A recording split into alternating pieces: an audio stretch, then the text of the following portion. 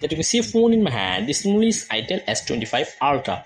Now today I'll show you how to 16GB RAM increase in this phone, and I will also show you today how to enable MIM Fusion options in Itel S25 Ultra phone. If you want to increase your phone RAM, for this first you have to find the option called settings, and then when you find settings option, then you have to go to this option called settings. And when you go settings, you can see menu options from here. Then scroll down, you find the option called special function. And when you see special function option, then you have to go to this option called special function. When you go special function, you can see many options from here. And if you want to increase your phone RAM 8GB, you can see an option called again MIM Fusion. Go to MIM Fusion. When you go MIM Fusion, you can see an option called MIM Fusion.